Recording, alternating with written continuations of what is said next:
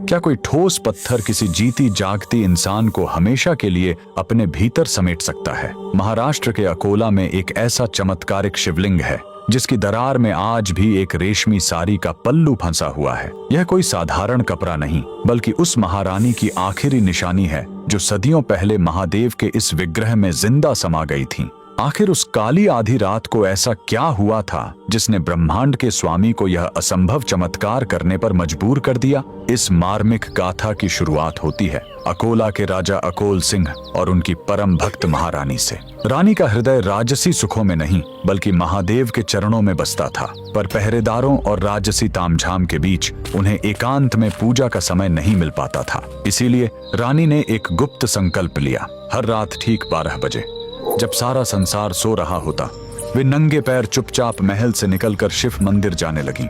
लेकिन नियति को कुछ और ही मंजूर था। महल के गलियारों में विशैला संदेह पनपने लगा। दरबारियों ने राजा के कान भर दिए। महाराज, आखिर महारानी हर आधी रात को छुपकर किससे मिलने जाती हैं? शक का वह बीज राजा के मन में एक भयानक राक्षस बनकर जाग उठा। एक रात हाथों में नंगी तलवार लिए राजा अपनी ही पत्नी के पीछे मौत बनकर निकल पड़े। रानी जैसे ही मंदिर के गर्भगृह में पहुंची और शिव के ध्यान में लीन हुई, तभी पीछे से राजा की पदचाप सुनाई दी। अपनी ही पत्नी पर तलवार ताने खड़े पति को देख रानी का कलेजा फट गया। एक पतिव्रता स्त्री के लिए उसके चरित्र पर किया गया शक मृत्यु से भी बड़ी सजा थी। आंसुओं से भरी आंखों के साथ रानी ने शिवलिंग की ओर देखा और कातर स्वर में पुकारा, हे नीलकंठ, हे त्रिलोकीनाथ, अगर मेरी भक्ति पवित्र है और मेरा सतीत्व निष्कलंक, तो मुझे अभी इसी वक्त अपने चरणों में शरण दे दो। इस कलंक भरी दुनिया में मैं अब एक पल भी जीवित नहीं रहना चाहती। उसी क्षण पूरे मंदिर में एक अंधा कर देने वाली दिव्य रोशनी फैल गई।